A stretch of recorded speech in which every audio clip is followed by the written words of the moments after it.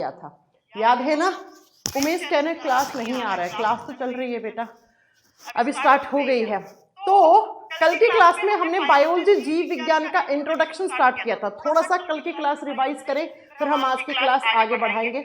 बच्चों कल मैंने पढ़ाया था कि बायोलॉजी की कितनी ब्रांचेस हमें पढ़नी है। उसके बाद हमने पढ़ा था कि लिविंग्स क्या होते हैं। कल मैंने पढ़ाया था कि बायोलॉजी में हम किसके बारे में पढ़ते हैं।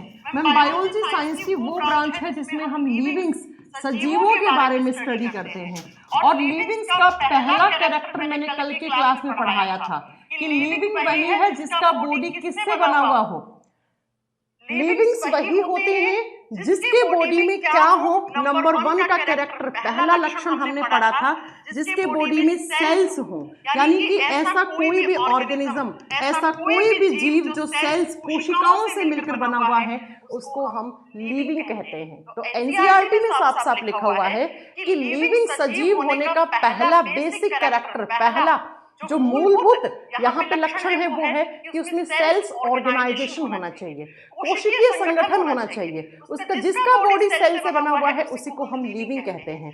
कल की क्लास में मैंने पढ़ाया था क्या कि इस तरीके से बच्चों सेल बनती है, सेल से टिश्यूज बनते हैं, टिश्यू से ऑर्गन्स बनते हैं, ऑर्गन से ऑर्गन सिस्टम बनता है और ऑर्गन सिस्टम से एक इंडिविजुअल बॉडी बन जाती है जिसको हम लिविंग बॉडी बोलते हैं, जिसको हम जीवों का शरीर या सजीव का शरीर बोलते हैं। ये पहला कैरेक्टर हो गया था। अब आज हम दूसरा कैरेक्टर क्या पढ़ेंगे कि मैम लिविंग्स का दूसरा लक्षण क्या होना चाहिए। अब पहला मैं नहीं पढ़ाऊंगी जाइगोट क्या होता है, सब कुछ मैं कल की क्लास में पढ़ा चुकी थी। अब दूसरा हम कैरेक्टर आज देखेंगे कि साइंस या एनसीईआरटी में लिखा हुआ है कि लिविंग बॉडी में जो सेल्स होती हैं उन सेल्स के अंदर क्या होना चाहिए। तो सेल्स के अंदर होना चाहिए प्रोटोप्लाज्म। लिविंग वही है जिसकी सेल्स में प्रोटोप्लाज्म पाया जाता है। प्रोटोप्लाज्म को हिंदी में जीव द्रव्य या प्रोटोप्लाज्म ही लिखा हुआ आ सकता है। अच्छा बच्चों, जो हिंदी मीडियम से पढ़ रहे हैं ना, वो ना प्लीज करके इंग्लिश के जो टर्म्स है ना उसको भी साथ में लिखें, क्योंकि एग्जामिनर क्या करता है, प्रोटोप्लाज्म को हिंदी में प्रोटोप्लाज्म टाइप कर देता है। और आपने पढ़ लिया मेरे से जीव द्रव्य, फिर आप आके बोलोगे कि मैम प्रोटोप्लाज्म को तो हिंदी में प्रोटोप्लाज्म ही लिख रखा था, है ना। इसलिए आपको थोड़े से जो हिंदी मीडियम वाले पढ़ रहे हैं ना, मैम सिलेबस क्या, रुक जाओ यार, सब बताएंगे सिलेबस, पहले थोड़ा इंट्रोडक्शन तो देख लो आप। तो थोड़े से हिंदी मीडियम, इंग्लिश वालों को कोई प्रॉब्लम नहीं है, हिंदी वालों को इंग्लिश वाले जो शब्द है ना वो जैसे जीव द्रव्य भी लिख लेना, प्रोटोप्लाज्म भी लिख लेना, हमें रिस्क नहीं लेनी है ना, हमें रिस्क लेनी है। चलो, तो लिविंग बॉडी, अब आगे सबके कमेंट्स आ गए। हाँ भाई, सभी को महाशिवरात्रि की शुभकामनाएं, हर हर महादेव, जय महाकाल। चलिए सुनो क्या कि प्रोटोप्लाज्म क्या होता है, यहां से एग्जाम में क्वेश्चन भी आता है। एनसीईआरटी कहती है कि लिविंग बॉडी में जो सेल्स होती हैं उन सेल्स के अंदर प्रोटोप्लाज्म होना चाहिए। जैसे आपसे कोई पूछे कि भाई लिविंग सजीव किसको कहते हैं, आपको बताना है वो जीव जिसका शरीर कोशिका से मिलकर बना हुआ है। अब आपसे पूछ ले कि भाई सेल के अंदर क्या होता है, तो सेल के अंदर क्या होता है, प्रोटोप्लाज्म होता है, जीव द्रव्य होता है। What is protoplasm? प्रोटोप्लाज्म होता क्या है बच्चों? इस तरीके से मान लो कोई भी सेल है, हाँ जी मैम कोई सेल है, हमने पढ़ा है ना, कोई भी सेल है, उस सेल के चारों तरफ एक मेम्ब्रेन होती है इस तरीके से, और उसी मेम्ब्रेन को हम क्या बोलते हैं, उस मेम्ब्रेन को हम सेल मेम्ब्रेन कहते हैं। बहुत ध्यान से समझना, नोट्स मैंने अपलोड करवा दिए हैं हिंदी इंग्लिश दोनों मीडियम में, ये सारी चीजें आपको नोट्स में लिखी हुई मिलेंगी, ठीक है। बायोलॉजी की क्लास के बगल में जो पीडीएफ का ऑप्शन है वहां से आप नोट्स ले सकते हैं। नोट्स अभी अपलोड हो गए हैं आधे घंटे पहले, ठीक है, आधे घंटे पहले आपके नोट्स अपलोड हो चुके हैं, ठीक है। अब प्रोटोप्लाज्म क्या होता है वो सुनो। ऐसे सेल्स होती हैं, मान लो ये सेल है, इस सेल के बाहर एक मेम्ब्रेन लगी हुई होती है, इस मेम्ब्रेन को बोलते हैं हम सेल मेम्ब्रेन। क्या बोलते हैं? सेल मेम्ब्रेन बोलते हैं, कोशिका झिल्ली बोलते हैं। अब व्हाट इज प्रोटोप्लाज्म? मैं बता रही हूं जीव द्रव्य होता क्या है। तो सेल मेम्ब्रेन के अंदर की तरफ जितना भी पार्ट है उसको एक साथ मिला के हम प्रोटोप्लाज्म कहते हैं। What is protoplasm? जीव द्रव्य क्या होता है? फिर से सुनो, कोई भी सेल है भाई, लिविंग बॉडी में सेल होती है, कोशिका होती है, हाँ जी मैम, इस सेल के बाहर एक झिल्ली होती है, एक मेम्ब्रेन होती है जिसको हम सेल मेम्ब्रेन कहते हैं, कोशिका झिल्ली कहते हैं। इस कोशिका झिल्ली के अंदर की तरफ जितना भी पार्ट है उसको हम प्रोटोप्लाज्म कहते हैं। अब मैम अंदर होता क्या है वो सुनो जरा। मैम इसके अंदर होता क्या है वो सुनिए जरा, है ना। क्या होता है, सेल के बीचों बीच न्यूक्लियस होता है। सेल के बीचों बीच क्या होता है, न्यूक्लियस होता है, जिसको हिंदी में हम केंद्रक कहते हैं। और बच्चों इस केंद्रक के अंदर भी एक लिक्विड भरा हुआ होता है। ऐसे लिक्विड का मतलब होता है द्रव, और इस लिक्विड को हम क्या कहते हैं, न्यूक्लियस के अंदर जो लिक्विड होता है उसको हम न्यूक्लियोप्लाज्म कहते हैं। बच्चों प्लाज्म शब्द का मतलब होता है लिक्विड, न्यूक्लियो का मतलब न्यूक्लियस। हिंदी में इसको बोलेंगे केंद्रक द्रव। वो द्रव जो केंद्रक के अंदर भरा है उसको हम केंद्रक द्रव कहेंगे, ठीक है। अगला, अब इस न्यूक्लियस के बाहर क्या होता है, यहाँ पे एक लिक्विड और होता है बच्चा, ये गाढ़ा लिक्विड होता है, थिक लिक्विड होता है, और इस लिक्विड को हम नाम देते हैं साइटोप्लाज्म। इसको क्या नाम देते हैं, साइटोप्लाज्म बोलते हैं। साइटो शब्द का मतलब सेल होता है, कोशिका होता है, प्लाज्म का मतलब लिक्विड। तो इसको बोलेंगे हम कोशिका द्रव्य या कोशिका द्रव, जो सेल के अंदर है। अरे भाई ढंग से पढ़ लो, नोट्स अपलोड हो गए, क्लास खत्म होने के बाद देख लेना, नोट्स मिल जाएंगे तुम लोगों को। रॉबर्ट ब्राउन ने किसकी खोज की, मैम सिलेबस क्या है, थोड़ा रुको यार मुझे पढ़ाने दो। अभी मैं कल की क्लास और आज की क्लास में सिर्फ मैं बायोलॉजी का इंट्रोडक्शन और कुछ शब्दों की मीनिंग बताऊंगी, तब जाके सिलेबस दिखाऊंगी आपको, ये सिलेबस ऐसे ऐसे पढ़ूंगी, उसके बाद पहला चैप्टर शुरू करूंगी। इस इंट्रोडक्शन को हल्के में मत लेना। आपसे एग्जाम में क्वेश्चन पूछा हुआ प्रोटोप्लाज्म किसका बना हुआ होता है, तो क्या करके आओगे फिर। इसलिए मेरे हिसाब से पढ़ो आप, आपके हिसाब से मैं पढ़ने पे आ गई हूं तो मैं 20 दिन में सिलेबस खत्म कर दूंगी, तो कोई जल्दबाजी नहीं है सिलेबस खत्म करने की। मैंने कहा ना 25 नंबर टारगेट है, 24 भी नहीं 25। तो प्लीज बच्चों एक बार ढंग से पढ़ लो मेरे से, ठीक है। अब मैं किसी का कमेंट का रिप्लाई नहीं करूंगी, नोट्स अपलोड हो गए हैं, आपको दिख जाएंगे, क्लास खत्म होगी उसके बाद देख लेना। हिंदी इंग्लिश दोनों मीडियम में कंप्लीट नोट्स डलवा दिए हैं मैंने। फिर भी अगर कोई गड़बड़ होगी नोट्स में, मैं क्लास के बाद चेक कर लूंगी, तो प्लीज पढ़ाई पे ध्यान दो। मैं कमेंट सेक्शन एकदम बिल्कुल हटा देती हूँ। देखो मेरे हिसाब से पढ़ोगे तो 25 में से 25 नंबर लेके आओगे। आपका हिसाब तो मैं जानती हूँ, मैम सिलेबस खत्म कर दो, है ना, तो मेरा सिलेबस खत्म करने का टारगेट नहीं है। अब आ जाओ यहाँ पे, होता क्या है प्रोटोप्लाज्म, एनसीईआरटी में लिखा हुआ है कि भाई लिविंग बॉडी की सेल्स के अंदर प्रोटोप्लाज्म होना चाहिए। जो जीवों के शरीर के अंदर कोशिकाएं होती हैं उनके अंदर जीव द्रव्य होना चाहिए, प्रोटोप्लाज्म होना चाहिए। प्रोटोप्लाज्म क्या होता है मैं वो बता रही हूँ बच्चा। सेल के बीचों बीच न्यूक्लियस केंद्रक होता है, न्यूक्लियस के अंदर जो लिक्विड द्रव होता है उसको न्यूक्लियोप्लाज्म कहते हैं, और जो न्यूक्लियस के बाहर और सेल मेम्ब्रेन के बीच में लिक्विड है उसको साइटोप्लाज्म कहते हैं। और इसी साइटोप्लाज्म में आपने पढ़ा है सेल के अंदर एक माइटोकॉन्ड्रिया होता है, राइबोसोम होता है, गोल्गी बॉडीज होते हैं, लाइसोसोम होता है। मैम ये सब क्या है, ये सब होते हैं बच्चा, आप बताओगे सेल ऑर्गेनेलीज, सेल ऑर्गेनेलीज, और हिंदी में कहते हैं इन्हें कोशिकांग। कोशिका के अंग कोशिकांग कहलाते हैं। वो सारी चीजें जो सेल के अंदर प्रेजेंट होती है उसको हम सेल ऑर्गेनेलीज कहते हैं। अब सुनो व्हाट इज प्रोटोप्लाज्म। एनसीईआरटी में क्या लिखा हुआ है, प्रोटोप्लाज्म क्या होता है, तो मैं अब आपको बहुत अच्छे से समझा रही हूँ बच्चों। प्रोटोप्लाज्म दो चीजों से मिलकर बना हुआ है। Protoplasm is composed of two matter. जो जीव द्रव्य होता है वो दो चीजों से मिलकर बना हुआ है।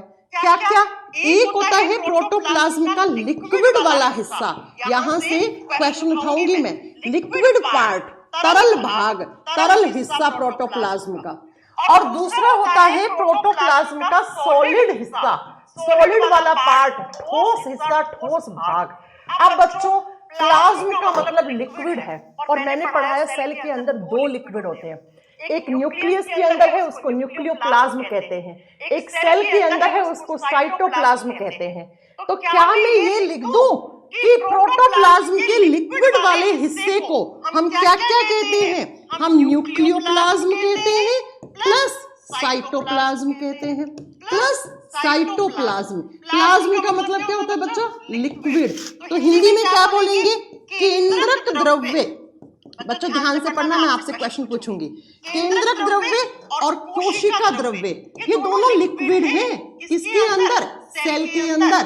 और सेल का जो प्रोटोप्लाज्म है उसका सॉलिड वाला जो पार्ट होता है उसको हम सेल ऑर्गेनेलीज कहते हैं। उसे हम सेल ऑर्गेनेलीज या कोशिकांग कहते हैं। जैसे मैम कौन कौन से कोशिकांग होते हैं, जैसे हम आगे पढ़ेंगे, माइटोकॉन्ड्रिया होता है, राइबोसोम्स होते हैं, लाइसोसोम्स होते हैं, गोल्जी काय होता है, अंतःप्रद्रव्य जालिका, एंडोप्लाज्मिक रेटिकुलम, ये सब सेल ऑर्गेनेलीज होते हैं। अब सुनो बच्चों, प्रोटोप्लाज्म क्या होता है, प्रोटोप्लाज्म किन किन चीजों से मिलकर बना हुआ होता है। तो आपसे अगर एग्जाम में क्वेश्चन आए ना, व्हाट इज प्रोटोप्लाज्म या प्रोटोप्लाज्म इज कंपोज्ड ऑफ, या जीव द्रव्य किसका बना है, तो आप करके आओगे nucleoplasm plus cytoplasm plus cell organelles. जब ये तीनों चीज आपस में जुड़ जाती हैं तो उसी को हम क्या बोलते हैं, प्रोटोप्लाज्म कहते हैं, जीव द्रव्य कहते हैं। बच्चों एग्जाम में आ जाएगा प्रोटोप्लाज्म के लिक्विड वाले पार्ट कौन कौन से हैं, जीव द्रव्य का तरल हिस्सा कौन कौन सा है, तो आप क्या बताओगे, केंद्रक द्रव, कोशिका द्रव। प्रोटोप्लाज्म का सॉलिड ठोस वाला हिस्सा क्या है, सेल ऑर्गेनेलीज है। तो ये सारी चीजें जिसमें होती हैं उसी को लिविंग कहते हैं, और लिविंग्स के बारे में पढ़ना बायोलॉजी है। मैम दिखाओ फोटो में, आओ मैं आपको फोटो दिखाती हूँ और आपसे ही पूछती हूँ कुछ क्वेश्चंस। ये देखो बेटा, क्या देख रखा है, ये एक सेल है, ये एक सेल है, किसकी सेल है अभी भूल जाओ, ठीक है। इस सेल के अंदर देखो बच्चा, ये साइटोप्लाज्म दिखा रखा है, कोशिका द्रव्य, ये न्यूक्लियस है, न्यूक्लियस के अंदर क्या होगा, न्यूक्लियोप्लाज्म होगा, और साथ में ये देखो माइटोकॉन्ड्रिया, राइबोसोम, लाइसोसोम, इनको हम क्या बोलेंगे, इनको हम सेल ऑर्गेनेलीज बोलेंगे, इनको हम कोशिकांग बोलेंगे। और ये तीनों चीज, न्यूक्लियस और न्यूक्लियोप्लाज्म भी लिख देना यहाँ पे, न्यूक्लियस का लिक्विड, ये तीनों चीज जब आपस में जुड़ जाती है तो क्या बनाती है, प्रोटोप्लाज्म बनाती है। तो प्यारे प्यारे बच्चों, अगर एग्जाम में क्वेश्चन आ जाए कि प्रोटोप्लाज्म किस किस का बना हुआ है, तो आप क्या आंसर करके आओगे, प्रोटोप्लाज्म तीन चीजों का बना हुआ होता है। जीव द्रव्य के तरल वाले हिस्से को केंद्रक द्रव्य, कोशिका द्रव्य, न्यूक्लियोप्लाज्म, साइटोप्लाज्म कहते हैं, और सॉलिड वाले पार्ट को हम सेल ऑर्गेनेलीज, कोशिकांग कहते हैं। तो लिविंग के बॉडी का दूसरा कैरेक्टर, दूसरा लक्षण क्या होना चाहिए। अरे पहला कैरेक्टर क्या था बताओ, क्या कहती है एनसीईआरटी, लिविंग वही है जिसके बॉडी में सेल्स हो, कोशिकाएं होती हैं। अब सेल क्या होती है, कल की क्लास में पढ़ाया था। दूसरा, लिविंग वही है जिसकी सेल्स के अंदर प्रोटोप्लाज्म होता है बच्चा, जीव द्रव्य होता है बेटा, उसको लिविंग बॉडी कहते हैं हम।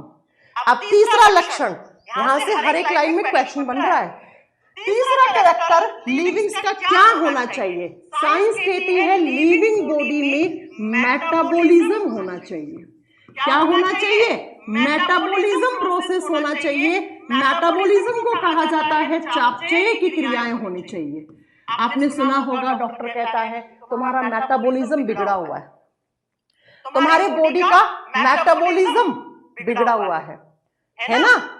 देखो एक बच्चा कह रहे हैं मैम कितना तारीफ है, बेटा बहुत बढ़िया हो तुम, है ना, तुम बहुत बढ़िया हो, तुम मुझे शिवरात्रि के हर दिन मनाते हो, तुम जब मैंने आते ही तुम्हें शिवरात्रि की शुभकामनाएं दे दी और उसके बाद भी तुम बोल रहे हो आज कितनी तारीख है, आज 26 फरवरी है, ठीक है, 2 दिन बाद फरवरी भी खत्म, राइट। आ जाओ सुनो, मेटाबॉलिज्म क्या होता है, लिविंग बॉडी के सेल्स के अंदर या हम लिविंग बॉडी के शरीर के अंदर मेटाबॉलिज्म होना चाहिए। क्या होना चाहिए बेटा, चापचय की क्रियाएं होना चाहिए। मैम व्हाट इज मेटाबॉलिज्म, ये शब्द हमने बहुत बार सुना है बच्चों। ये मैं क्या हूं, मैं एक लिविंग बॉडी हूं। एक लिविंग बॉडी के शरीर के अंदर की तरफ जितनी भी केमिकल रिएक्शंस होती हैं, उन सारी केमिकल रिएक्शंस को एक साथ मिलाकर हम मेटाबॉलिज्म कहते हैं। अब जानते हैं हमारे बॉडी में एक दिन में बहुत सारी रासायनिक अभिक्रियाएं होती हैं, है ना, उन सारी रासायनिक अभिक्रियाओं को एक साथ मिला दो तो उसे मेटाबॉलिज्म कहा जाता है। तो क्या होता है, जब ये केमिकल रिएक्शंस हमारे सेल्स में होती हैं तो उनको हम नाम देते हैं वाइटल रिएक्शंस, वाइटल रिएक्शंस, और हिंदी में कहा जाता है जैविक अभिक्रियाएं। तो किसी भी सजीव के शरीर में अंदर की तरफ होने वाली सारी की सारी वाइटल रिएक्शंस को एक साथ मिला दो तो उसे मेटाबॉलिज्म कहा जाता है। मैम ये कैसी रिएक्शंस होती हैं? सुनिए जरा, हमारे बॉडी में या किसी भी लिविंग बॉडी में दो तरीके की वाइटल रिएक्शंस होती हैं, दो तरीके की जैविक अभिक्रियाएं होती हैं। बहुत ध्यान से सुनना बच्चा, ठीक है? कैसे? एक होती है जिनको हम बोलते हैं कैटाबॉलिक रिएक्शन, ये आप केमिस्ट्री में भी पढ़ोगे। कैटाबॉलिक रिएक्शन, RXN का मतलब होता है रिएक्शन, रिएक्शन को शॉर्ट फॉर्म में लिखा है। और हिंदी में कहते हैं अपचय अभिक्रियाएं, अपचय अभिक्रियाएं। और दूसरी जो वाइटल रिएक्शंस होती हैं उनको हम बोलते हैं एनाबॉलिक रिएक्शन, एनाबॉलिक रिएक्शन। तो हमारे बॉडी में दो तरीके की वाइटल रिएक्शंस होती हैं, अपचय और उपचय अभिक्रियाएं। अब बच्चों क्या होता है कैटाबॉलिक? जैसे मैं आपको आगे चलकर डाइजेस्टिव सिस्टम पढ़ाऊंगी, पाचन तंत्र पढ़ाऊंगी, तो मैं आपको क्या बोलूंगी? Digestion is a catabolic reaction. अब आप मेरे से पूछोगे मैम कैटाबॉलिक क्या होता है, तो तब थोड़ी ना बताऊंगी, इसीलिए इंट्रोडक्शन पढ़ाया जाता है। इस इंट्रोडक्शन का मतलब है मैं आपको पूरा बायोलॉजी का सार दे रही हूँ, कुछ वर्ड्स बता रही हूँ, उनका मीनिंग बता रही हूँ, जो एग्जाम में भी आते हैं और जो आपको आगे का सिलेबस पढ़ने में आसान बना देंगे बच्चा, है ना? तो मेटाबॉलिज्म क्या होता है?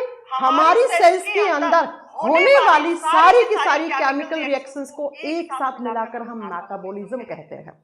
और ये रिएक्शन क्योंकि कहाँ होती है? सेल्स में होती है। अब जानते हैं हमारा शरीर कोशिकाओं से मिलकर बना हुआ होता है, तो जब ये केमिकल रिएक्शन सेल्स में होती हैं तो हम इनको वाइटल रिएक्शंस या जैविक अभिक्रियाएं कहते हैं, ठीक है? और जरा मेरी बात को ध्यान से सुनो, ये वाइटल रिएक्शंस दो प्रकार की होती हैं, कैटाबॉलिक, एनाबॉलिक। ये हमारे बॉडी में होती है, किसी भी लिविंग बॉडी में होती है। अब कैटाबॉलिक क्या होता है बच्चों? जब कोई बड़ा मॉलिक्यूल, ये क्या है? ये लार्ज मॉलिक्यूल है। लार्ज मॉलिक्यूल को हिंदी में कहते हैं बड़ा अणु, ठीक है? जब कोई बड़ा अणु टूटता है और उसके टूटने से छोटे अणु मिलते हैं हमें, ऐसे स्मॉलर मॉलिक्यूल्स मिलते हैं, तो इस रिएक्शन को हम कहते हैं कैटाबॉलिक रिएक्शन।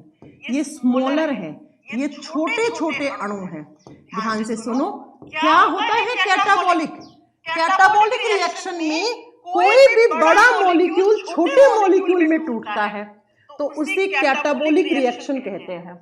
हमारे घर में हम बूंदी बनाते हैं और बूंदियों को जोड़ के हम एक लड्डू बना लेते हैं।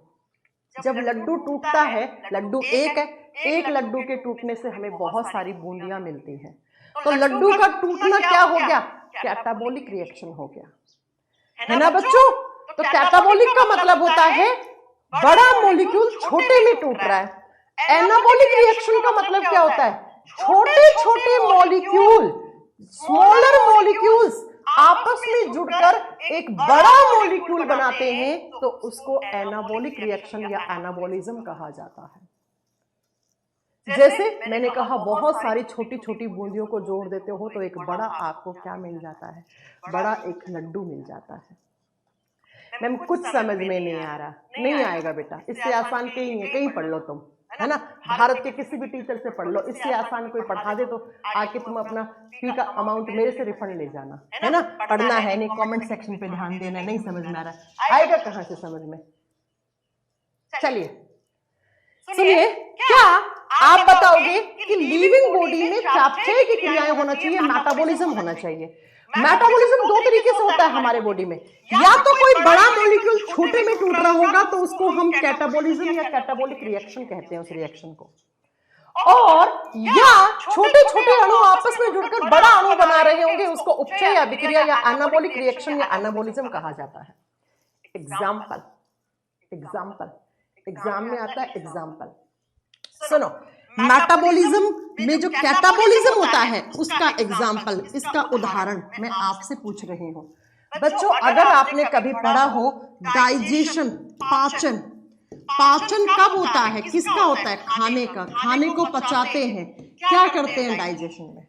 जो भी हम खाना खाते हैं वो बड़े बड़े मॉलिक्यूल्स के रूप में खाते हैं हम, बड़े बड़े अणुओं के रूप में खाते हैं। और डाइजेस्टिव सिस्टम, पाचन तंत्र, इसको तोड़ देता है छोटे छोटे अणुओं में। तो बड़ा छोटे में टूट रहा है डाइजेस्टिव सिस्टम में। तो आपसे पूछ ले डाइजेशन कैसा प्रोसेस है, क्या करके आओगे?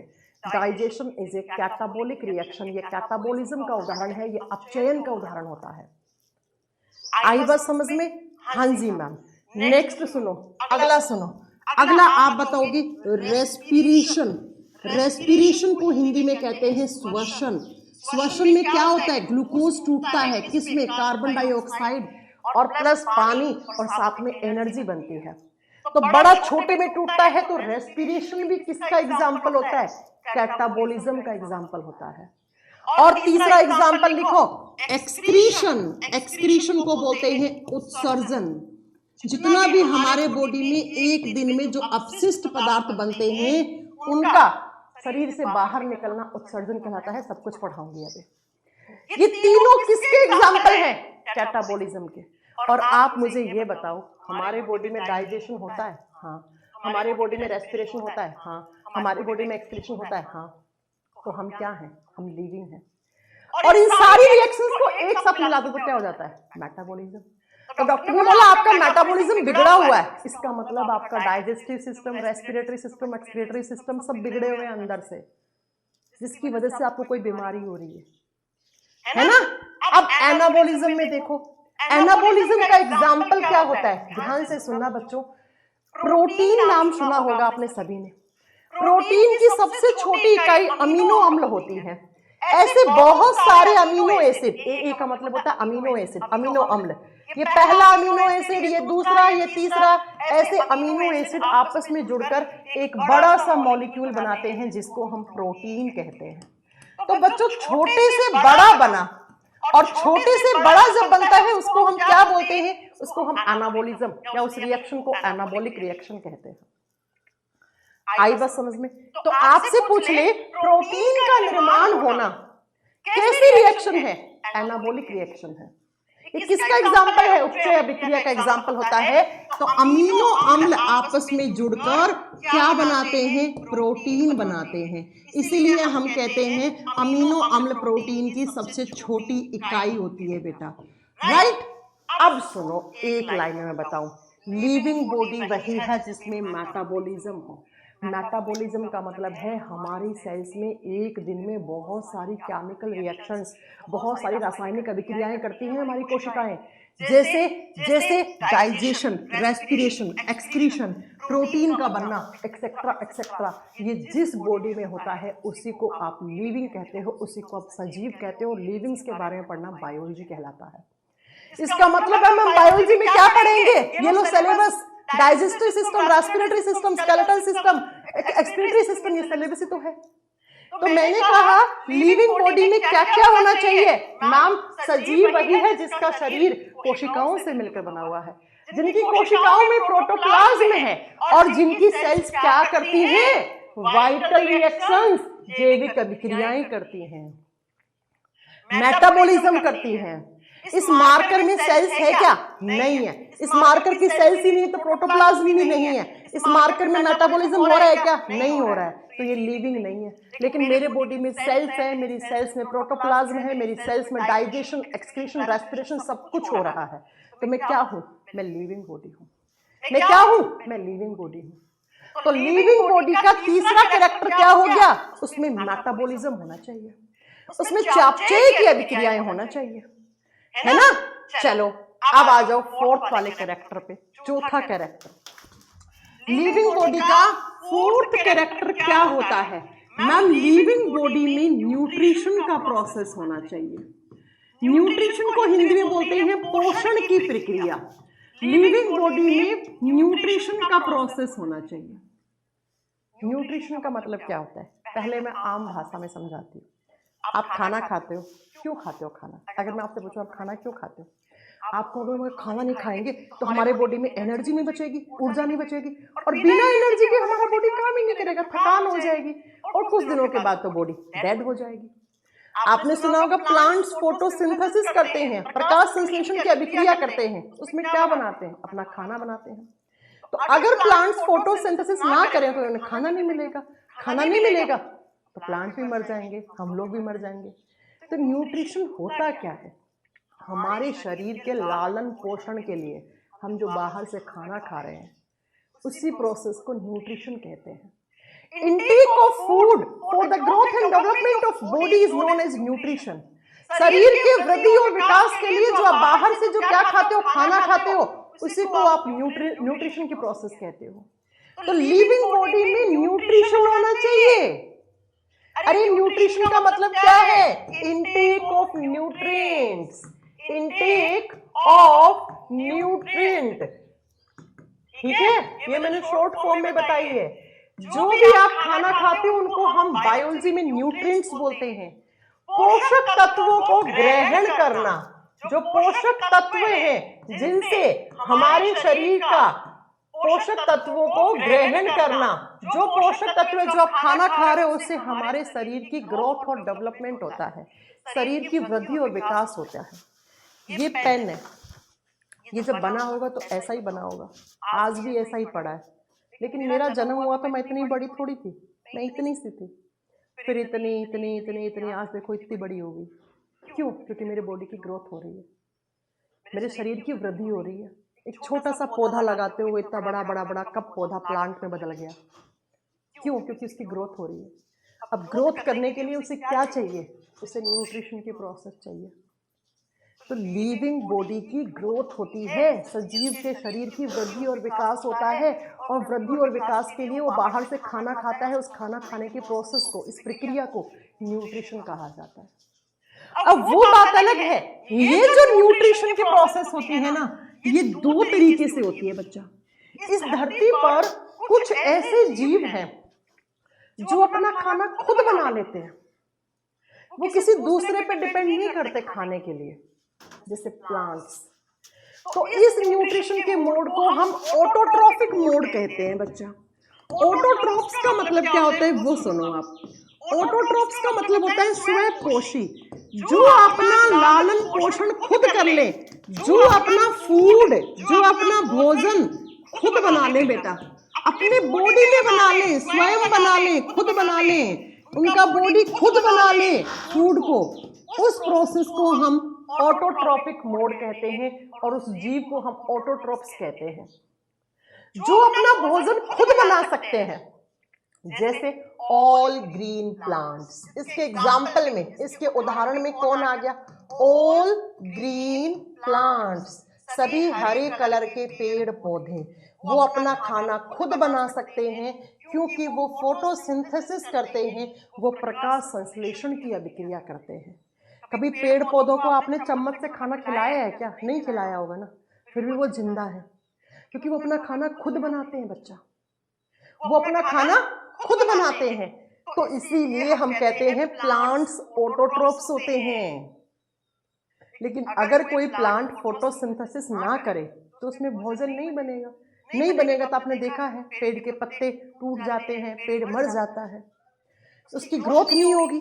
दूसरे तरीके के जो एनिमल्स या जो आपके क्या होते हैं, लिविंग्स होते हैं, वो हेटेरोट्रॉप्स होते हैं।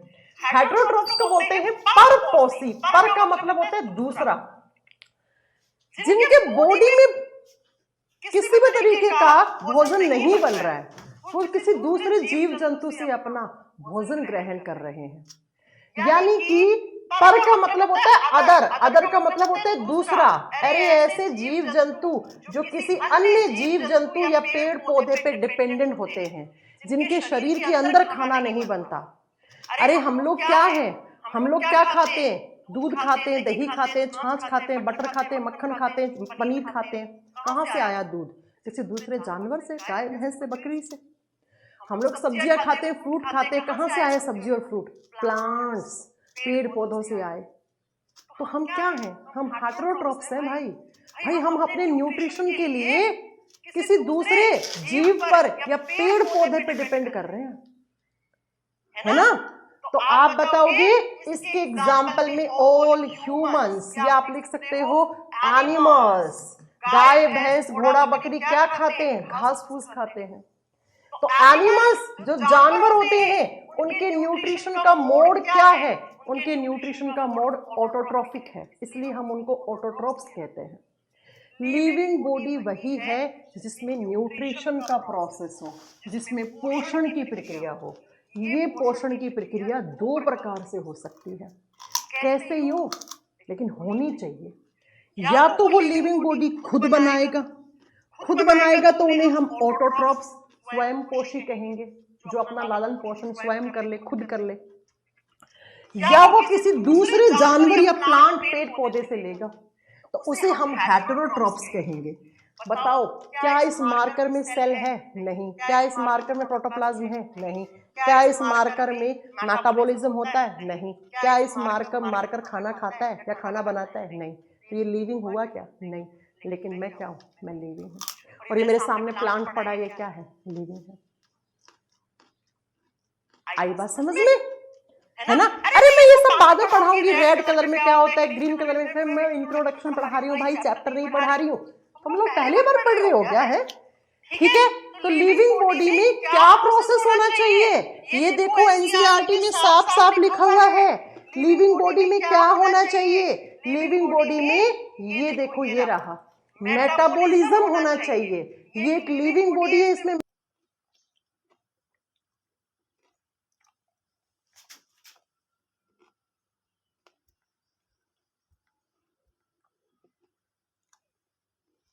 अंगों से पूरा बॉडी बना हुआ है। तो बताओ, मेरी बॉडी में, मेरे शरीर की सबसे छोटी इकाई क्या है? सेल। और आपने फिजिक्स में पढ़ा है, कोई भी काम करने के लिए एनर्जी, ऊर्जा चाहिए बच्चा। चाहिए ऊर्जा? हाँ जी मैम, ऊर्जा चाहिए। अब बॉडी में क्या है? सेल्स है। सेल्स को काम करना है तो इनको एनर्जी चाहिए, ऊर्जा चाहिए। अब ये एनर्जी कहाँ से मिलेगी? आप खाना खा रहे हैं, खाना खा लिया, रसोई में मार्केट से आपने सब्जी चावल जो भी खरीद के लाए, किचन में बना लिया, बना के आपने खा लिया। अब खाने से थोड़ी ना एनर्जी मिल जाएगी। जो आपने खाना खाया था ना, वो क्या खाया था? वो लार्जर मॉलिक्यूल्स खाए थे। आपने भोजन के बड़े बड़े अणु खाए बेटा। क्या खाए? बड़े बड़े अणु खाए। अब इन बड़े बड़े अणुओं को तोड़ना पड़ेगा, है ना? ऐसे आपने लार्जर मॉलिक्यूल्स खाए खाने के। जबकि हमारे बॉडी की सबसे छोटी इकाई सेल है, और सेल तो बहुत छोटी होती है, उनको तो हम नग्न आंखों से देख भी नहीं सकते हैं। अब सेल्स कहती हैं हमें एनर्जी दो, एनर्जी दो। अब एनर्जी कहां से आएगी? जो आपने खाना खाया। अब खाना खाते ही थोड़ी ना एनर्जी आ जाएगी। अब खाना खाने में जो लार्जर मॉलिक्यूल्स खाए, उनको छोटा छोटा तोड़ो ऐसे, फिर और छोटा तोड़ो, इतना छोटा तोड़ो कि हमारी कोशिकाएं इनका अवशोषण कर लें और इनसे क्या निकाल लें? इनसे एनर्जी निकाल लें, इनसे ऊर्जा निकाल लें। तब जाकर इन सेल्स के पास एनर्जी आ पाती है। सेल्स के पास एनर्जी है, इसका मतलब टिश्यूज, ऊतकों के पास ऊर्जा है। टिश्यूज के पास है, इसका मतलब हमारे ऑर्गन्स, हमारे अंगों के पास एनर्जी है। ऑर्गन्स के पास है, इसका मतलब पूरे बॉडी में एनर्जी है। अरे मैं खाना ना खाऊं 4 दिन तो मेरे शरीर में थकान महसूस होने लग जाएगी, मेरे ऑर्गन्स एनर्जी एनर्जी चिल्लाना शुरू कर देंगे, मेरी सेल्स एनर्जी एनर्जी चिल्लाना शुरू कर देंगी ना। ऐसे ही तो होगा। तो डाइजेशन वो प्रोसेस होता है, पाचन की प्रक्रिया वो होती है जिसमें आप जो खाना खाते हो वो लार्जर मॉलिक्यूल्स में खाते हो, और लार्जर मॉलिक्यूल्स को किस में तोड़ना होता है? स्मॉलर मॉलिक्यूल्स में। स्मॉलर मॉलिक्यूल्स का मतलब होता है छोटे छोटे अणुओं में। इतना छोटा तोड़ो कि हमारी कोशिकाएं उनसे क्या निकाल लें? हमारी सेल्स उनसे एनर्जी निकाल लें। तो ये जो प्रोसेस है ना, ये प्रोसेस, ये प्रक्रिया जिसमें लार्जर मॉलिक्यूल स्मॉलर मॉलिक्यूल में कन्वर्ट हो रहे हैं, इसमें बड़े बड़े भोजन के अणुओं छोटे छोटे अणुओं में बदल रहे हैं, इसी प्रोसेस को डाइजेशन कहते हैं बेटा, इसी को पाचन कहते हैं। तो लिविंग बॉडी वही है जिसमें डाइजेशन का प्रोसेस हो। इस मार्कर में डाइजेशन नहीं होता, लेकिन मेरे बॉडी में डाइजेशन होता है। तो मैं क्या हूँ? मैं एक लिविंग बॉडी हूँ। प्लांट्स में भी डाइजेशन होता है। हाँ, प्लांट में बहुत सारी बड़ी बड़ी चीजें होती हैं, वो छोटे में टूटती हैं। तो प्लांट्स भी क्या है? लिविंग है। हम लोग भी लिविंग है। अरे कल की क्लास में पढ़ा था बैक्टीरिया, जीवाणु भी लिविंग होता है, बैक्टीरिया भी डाइजेशन करता है, पता है आपको? हाँ, तो लिविंग जो है उन सब में डाइजेशन, पाचन की प्रक्रिया होनी चाहिए, तभी आप उसको लिविंग बोलोगे, है ना? बोलोगे? हाँ जी मैम। तो लिविंग बॉडी में मैंने 5 कैरेक्टर पढ़ा दिए, 5 लक्षण पढ़ा दिए। छठा लक्षण लिखो लिविंग्स का। छठा 6 नंबर पे जो आता है वो आता है कि लिविंग बॉडी वही है जिसमें रेस्पिरेशन का प्रोसेस हो, जिसमें रेस्पिरेशन हो, जिसमें श्वसन की अभिक्रिया हो, अरे जिसमें रेस्पिरेशन का प्रोसेस हो। मैं आपसे पूछूं हम लोगों में रेस्पिरेशन होता है? आप कहोगे यस मैम। प्लांट्स में होता है? Yes ma'am. एल्गी शैवालों में होता है? Yes ma'am. तो ये सब क्या है? लिविंग है। क्या होता है रेस्पिरेशन? What is respiration? श्वसन होता क्या है? तो श्वसन की प्रोसेस में होता क्या है वो सुनो। रेस्पिरेशन बोलते किसको है? मैं एक केमिकल रिएक्शन लिख रही हूं, इसको रेस्पिरेशन कहते हैं। ये फॉर्मूला लिखा है, ये ग्लूकोज का फॉर्मूला है। ग्लूकोज को ऑक्सीजन गैस तोड़ती है, ऑक्सीजन इस ग्लूकोज को तोड़ता है, इसका दहन करता है, इसका कंबस्टन करता है, इसको जला देता है। और तोड़ने के बाद क्या बनता है? कार्बन डाइऑक्साइड प्लस वाटर, पानी, जल प्लस यहाँ पे एनर्जी, ऊर्जा निकलती है बेटा। एनर्जी, ऊर्जा बनती है और इस ऊर्जा को हम नाम देते हैं एटीपी। इसका फुल फॉर्म होता है adenosine triphosphate. Adenosine triphosphate. Ma'am ATP क्या है? बेटा हमारे बॉडी में जो एनर्जी होती है ना उसको हम एटीपी बोलते हैं। जैसे मैंने आपसे आज 1 घंटे काम करवा लिया, कोई भारी काम करवा लिया, तो आपने उस काम को करने के पीछे अपनी एनर्जी खर्च करी, यानी आपने अपनी एटीपी खर्च करी। एटीपी क्या है? एडिनोसिन ट्राइफॉस्फेट क्या होता है? वो शरीर के अंदर जो हमारे क्या है एनर्जी है उसी को एडिनोसिन ट्राइफॉस्फेट या एनर्जी या एटीपी कहते हैं बेटा। इस केमिकल रिएक्शन को, इस रासायनिक अभिक्रिया को रेस्पिरेशन कहते हैं। What is respiration? नोट्स में बहुत अच्छे से लिखा हुआ है, पहले सुन लो। रेस्पिरेशन में होता क्या है? ग्लूकोज को ऑक्सीजन गैस ग्लूकोज को तोड़ती है। कभी आपने सोचा है हम ऑक्सीजन गैस पे क्यों जिंदा रहते हैं? अरे कोरोना के समय लोग ऑक्सीजन की कमी से मर गए थे, बहुत हजारों लोग। भाई एनवायरनमेंट में नाइट्रोजन सबसे ज्यादा ले लो ना। ऑक्सीजन पे क्यों जिंदा रहते हो? क्योंकि ऑक्सीजन गैस के अलावा किसी गैस में इतनी हिम्मत नहीं है जो इस ग्लूकोज को तोड़ दे। और ग्लूकोज नहीं टूटेगा तो हमारे बॉडी में क्या नहीं बनेगी? एनर्जी। और बिना एनर्जी के हमारे ऑर्गन्स, हमारे अंग, हमारे टिश्यूज काम करेंगे क्या? नहीं करेंगे, मर जाएगा लिविंग बॉडी।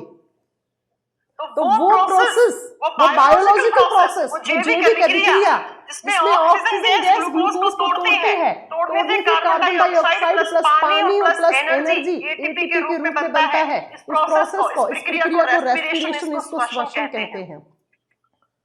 रेस्पिरेशन में कुछ लोग बोलते हैं सांस लेना, सांस छोड़ना। It is known as breathing. Respiration और ब्रीदिंग में डिफरेंस होता है, बस यही तो पढ़ाना है मुझे आप लोगों को, है ना? आई बात समझ में? हम राकेश सर की क्लास कब होगी? बेटा मुझे कैसे पता होगा? हो जाएगी आजकल में, है ना? तो रेस्पिरेशन क्या है? श्वसन एक केमिकल रिएक्शन है जिसमें ऑक्सीजन गैस ग्लूकोज को तोड़ता है और तोड़ने से एनर्जी बनती है। तो बताओ क्या ये हम लोगों में होती है? हाँ मैम। अरे मैम क्या प्लांट्स में रेस्पिरेशन होता है? हाँ भाई। आपने सुना है रात को पेड़ पौधों के नीचे नहीं सोना चाहिए। क्यों? क्योंकि रात को पेड़ पौधे हमारी तरह ऑक्सीजन लेना शुरू कर देते हैं। तो आप भी ऑक्सीजन लेते हो, पेड़ पौधे भी ऑक्सीजन ले रहे हैं। तो उस सर्टेन एनवायरनमेंट में ऑक्सीजन की कमी हो सकती है ना, इसलिए कहते हैं रात को पेड़ पौधों के नीचे नहीं सोना चाहिए। प्लांट्स भी इस ऑक्सीजन से क्या करते हैं? इस ग्लूकोज को तोड़ते हैं। प्लांट को भी एनर्जी चाहिए ना। प्लांट्स में भी रेस्पिरेशन होता है, हम लोगों में भी होता है, एल्गी शैवालों में होता है। तो भाई ये सब क्या है? बैक्टीरिया, जीवाणु भी सजीव है, उसमें भी रेस्पिरेशन होता है। तो ये सब क्या हो गए? ये सब लिविंग्स हो गए। तो लिविंग बॉडी वही है जिसमें क्या हो, मेटाबॉलिज्म हो, प्रोटोप्लाज्म हो, सेल हो, डाइजेशन हो, रेस्पिरेशन हो, न्यूट्रिशन हो, उसको लिविंग बॉडी कहते हैं हम। नेक्स्ट अगला 7वें नंबर का कैरेक्टर देख लो बेटा क्या होता है। बस आज इंट्रोडक्शन खत्म हो जाएगा। नेक्स्ट क्लास से अपन एक चैप्टर शुरू करेंगे, पहला चैप्टर 7 नंबर पे आप बोलोगे बेटा लिविंग बॉडी वही है जिसमें एक्सक्रीशन हो, उत्सर्जन की प्रक्रिया हो। उत्सर्जन क्या होता है बेटा? एक्सक्रीशन होता है removal of waste product from any living body is known as excretion। ठीक है, मैंने शॉर्ट में लिखा है removal of waste product. Waste का मतलब होता है अपशिष्ट पदार्थों को, अपशिष्ट पदार्थों को बाहर निकालना, बेटा अपशिष्ट पदार्थ क्या होते हैं वो सुनो। ऐसे प्रोडक्ट्स जो हमारे बॉडी में बने, किसी भी लिविंग बॉडी में बने, उस लिविंग बॉडी को इसकी जरूरत नहीं है। अगर वो उस लिविंग बॉडी के अंदर रह गए तो उसको नुकसान पहुंचा देंगे। तो उन्हें जिस प्रोसेस से निकालते हैं ना उसको एक्सक्रीशन कहते हैं। जैसे हम लोग यूरिन एक्सक्रीट आउट करते हैं, पेशाब करते हैं। अगर पेशाब ना करो तो क्या हो जाएंगे? किडनी खराब हो जाएंगी आपकी। देखो ना उन लोगों को जिसको पेशाब नहीं आता, किडनियां खराब हो गई उनकी। आई बात समझ में? तो जो भी हमारे बॉडी में वेस्ट प्रोडक्ट बनते हैं, वेस्ट का मतलब है जिसकी जरूरत लिविंग बॉडी को नहीं है, उन वेस्ट प्रोडक्ट को जिस प्रोसेस के थ्रू बाहर निकालते हैं उसको एक्सक्रीशन, उसको उत्सर्जन कहते हैं। तो अगर किसी लिविंग बॉडी में एक्सक्रीशन नहीं होगा तो क्या हो जाएगा मैम? वो वेस्ट अंदर जम जाएगा बॉडी के और बॉडी खत्म, ऑर्गन्स खराब हो जाएंगे। उसका हार्ट, उसका लीवर, उसका ब्रेन, उसके किडनी, सब गुर्दे सब फेल हो जाएंगे। एक्सक्रीशन इज मस्ट ना। तो जिस प्रोसेस के थ्रू हम इन वेस्ट प्रोडक्ट को बाहर निकालते हैं उसको एक्सक्रीशन कहते हैं। तो लिविंग बॉडी में एक्सक्रीशन होना चाहिए। 8 नंबर पर आप बताओगे बच्चा लिविंग बॉडी में ग्रोथ होना चाहिए। लिविंग वही है जिसका ग्रोथ, वृद्धि और विकास हो रहा है। ग्रोथ एंड डेवलपमेंट होना चाहिए बेटा। ग्रोथ एंड डेवलपमेंट होना चाहिए लिविंग बॉडी का। हम सब जब पैदा हुए थे ना इतने से हुए थे, आज कितने बड़े बड़े हो गए क्योंकि हमारी ग्रोथ हो गई। कैसे हुए? सुनो जरा, सुनो। हमारा प्रॉपर एक लाइफ साइकिल चलता है बेटा। कैसे चलता है?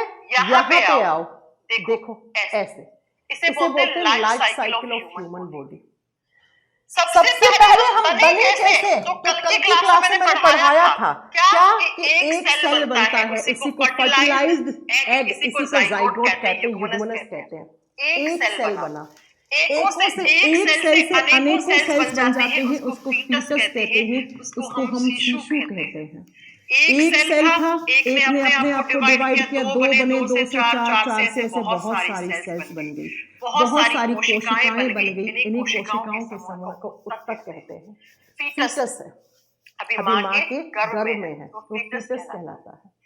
फिर इस फीटस से एम्ब्रियो बनता है, एम्ब्रियो के बाद इस बच्चे का जन्म हो गया। बच्चा इतना छोटा सा था, है ना? फिर ये बच्चा 8-9 साल का हुआ, 6-7 साल का हुआ, इसे चाइल्ड बोल दिया हमने। ये तो बेबी था, ये चाइल्ड है। फिर उसका टीनेजर स्टार्ट हुआ, किशोरा अवस्था शुरू हुई। ये किशोरा अवस्था शुरू हो गई, कुछ बदलाव आए, है ना? और वो क्या हो गया? वो अडल्ट हो गया। देखो इतनी सुंदरी बन गई है। अडल्ट का मतलब क्या है? किशोरा अवस्था खत्म होगी, 18 साल का हो गया। वो 18 साल का हो गया, किशोरा अवस्था खत्म। ये बच्चा बाल्य अवस्था है, चाइल्डहुड है। ये क्या है? टीनेजर, किशोरा अवस्था। ये क्या है? अडल्ट। और फिर धीरे धीरे क्या हो गए? बूढ़े हो गए। और बाद में क्या है? हम सबका जो आया है उसको जाना है, क्योंकि हम लिविंग हैं भाई, हमें जाना पड़ेगा। क्या हो जाएगी? डेथ हो जाएगी, मृत्यु हो जाएगी। तो आप इस लाइफ साइकिल में, जीवन के चक्र में देखो ग्रोथ हो रही है। हाँ मैम, एक सेल से बने थे हम, आज इतने बड़े हो गए हम, एक कोशिका से बने आज इतने बड़े हो गए हम। तो बच्चा हमारी ग्रोथ एंड डेवलपमेंट हो रहा है कि नहीं हो रहा है? हाँ जी मैम, एक जाइगोट से बने थे, ह्यूमनस से बने थे, इतने बड़े हो गए तुम लोग, इतने बड़े। तो लिविंग बॉडी में क्या होता है? ग्रोथ होना चाहिए, उसका वृद्धि और विकास होना चाहिए बेटा। तो लिविंग वही है जिसका ग्रोथ एंड डेवलपमेंट है बेटा। यानी कि लिविंग के बॉडी का प्रॉपर एक लाइफ साइकिल होता है बेटा, एक जीवन चक्र होता है ना। और इस जीवन चक्र में क्या, जब आप बने थे, जब तक आप मरे नहीं, मर गए, उसके बीच में जो साइकिल चलाना, उसी को आप जीवन चक्र कहते हैं। अब इस जीवन चक्र में आप अच्छा कर रहे हो, बुरा कर रहे हो, वो आप पे डिपेंड है। लेकिन जो आया है उसे जाना तय है ना। आई बात समझ में? तो लाइफ साइकिल जीवन चक्र होता है मैम। प्लांट्स, अरे हाँ भाई, प्लांट्स भी मरते हैं, क्यों नहीं मरते? प्लांट्स भी मरते हैं, बैक्टीरिया भी मरते हैं, जिसने जन्म लिया है वो मरेगा। तो लिविंग्स का लाइफ साइकिल होता है, जीवन चक्र होता है। उनकी इस चक्र में ग्रोथ भी होती है और उनका डेवलपमेंट भी होता है, उनका वृद्धि भी होता है, उनका विकास भी होता है। और लास्ट कैरेक्टर है लिविंग्स का, लिविंग्स में अडेप्टेशन एंड सेंसिटिविटी होनी चाहिए। अडेप्टेशन, अडेप्टेशन को कहते हैं अनुकूलन, वातावरण के अनुसार अपने आप को ढाल लेने की जो कैपेसिटी होती है, क्षमता होती है, उसको अडेप्टेशन कहते हैं। एंड सेंसिटिविटी होनी चाहिए। अरे हमें सर्दी भी लगती है, गर्मी भी लगती है, धूप भी लगती है, क्योंकि हम सेंसिटिविटी हैं, सेंसिटिव हैं, हमें संवेदनशीलता की क्षमता पाई जाती है। प्लांट्स को भी ज्यादा धूप में रख दोगे मर जाएंगे, बिना पानी दोगे, खाद नहीं दोगे, प्लांट्स मर जाएंगे, क्योंकि वो सेंसिटिव है। हम लोग क्या है? हम क्या है? हम लिविंग से हैं। सजीवों के अंदर क्या होता है? सेंसिटिविटी होती है, हमारे सेंटिमेंट्स होते हैं, हर्ट कर देते हैं सेंटिमेंट्स, है ना। मैं तुमसे बहुत गुस्सा हूं, मैं हर्ट हो गई। सेंसिटिव है, हमें सर्दी भी लगती है, हमें गर्मी भी लगती है, हमें धूप भी लगती है, बारिश भी लगती है, ठंड भी लगती है, सब लगता है। प्लांट्स को भी ज्यादा ठंड में बहुत सारे प्लांट्स मर जाते हैं, ज्यादा गर्मी में मर जाते हैं प्लांट्स। देखना मई जून के महीने में कितने पौधे जल जाएंगे, मर जाएंगे, क्योंकि उनमें सेंसिटिविटी है ना। अडेप्टेशन, वातावरण की जो गिवन कंडीशन है, उसके आधार पे अपने आप को ढाल लेना। भाई सर्दी थी, सर्दियों में कपड़े पहन लिए, क्योंकि आपके तरफ के वातावरण ठंडा था, ढाल लिया अपने वातावरण के हिसाब से। कोरोना आया, वातावरण एनवायरनमेंट में कोरोना वायरस था, मास्क लगा लिया, हाथ सैनिटाइज कर लिए, इसी को बोलते हैं अडेप्टेशन। वो ये सारी क्वालिटी, ये सारे लक्षण, ये सारे कैरेक्टरिस्टिक्स लिविंग्स के होते हैं बेटा। अब फटक से रिवाइज कर लो, ध्यान से सुन लो एक एक बात। लिविंग बॉडी में क्या क्या होना चाहिए? मैंने कहा बायोलॉजी में हम लिविंग्स के बारे में, सजीवों के बारे में पढ़ते हैं। साइंस की वो ब्रांच जिसमें हम लिविंग्स के बारे में पढ़ते हैं, उसको बायोलॉजी जीव विज्ञान कहते हैं। कोई आपसे पूछे व्हाट इज लिविंग, लिविंग क्या होता है, सजीव क्या होता है, ऐसे फटाक फटाक आंसर करना। लिविंग वही है जिसकी बॉडी में सेल्स, जिसका शरीर सेल्स कोशिकाओं से मिलकर बना हुआ है। लिविंग वही है जिसके सेल्स के अंदर प्रोटोप्लाज्म जीव द्रव्य है। अगला बताना कि लिविंग बॉडी वही है जिसकी बॉडी में मेटाबॉलिज्म, चयापचय की अभिक्रियाएं हो रही हैं। लिविंग वही है जिसकी बॉडी में न्यूट्रिशन, पोषण की प्रक्रिया हो रही है। लिविंग वही है जिसके बॉडी में डाइजेशन, पाचन की अभिक्रिया हो रही है। और लिविंग वही है जिसके बॉडी में रेस्पिरेशन, श्वसन हो रहा है, एक्सक्रीशन, उत्सर्जन हो रहा है, जिसका ग्रोथ एंड डेवलपमेंट, वृद्धि और विकास हो रहा है। और जन्म से लेकर मरने के बीच में एक साइकिल चलाता है, जिसको ग्रोथ साइकिल या लाइफ साइकिल, जीवन चक्र कहते हैं। और लिविंग वही है जो वातावरण के हिसाब से अपने आप को ढाल ले, और जो उसमें सेंस करने की क्षमता हो, संवेदनशील होते हैं वो, उनको लिविंग्स कहते हैं। ये सारे लक्षण जिसमें होते हैं उसी को लिविंग्स कहते हैं। और लिविंग्स के बारे में पढ़ना क्या कहलाता है? बायोलॉजी। इसका मतलब मैम हम बायोलॉजी में सिर्फ और सिर्फ किसके बारे में पढ़ेंगे? लिविंग्स के बारे में, सजीवों के बारे में पढ़ेंगे। अब जाकर आपको बायोलॉजी का मीनिंग पता लगा है, लिविंग्स का मीनिंग पता लगा है। अब जब हम पहला चैप्टर पढ़ेंगे ना, तब आपसे कुछ शब्द पूछेंगे तो आप अटकोगे नहीं बेटा, है ना। आई बात समझ में? बताओ मुझे ये 10 के 10 लक्षण, देखो इसको 9 इसको 10 बना लेना, जिसके अंदर होते हैं। इस मार्कर में इनमें से एक भी कैरेक्टरिस्टिक नहीं है, एक भी लक्षण नहीं है इनमें से, इसलिए ये नॉन लिविंग है। लेकिन मैं लिविंग हूँ क्योंकि मेरे में सारे लक्षण हैं। तो अब हमारा इंट्रोडक्शन खत्म, नेक्स्ट क्लास से हम पहला चैप्टर शुरू करेंगे बेटा। आई बस समझ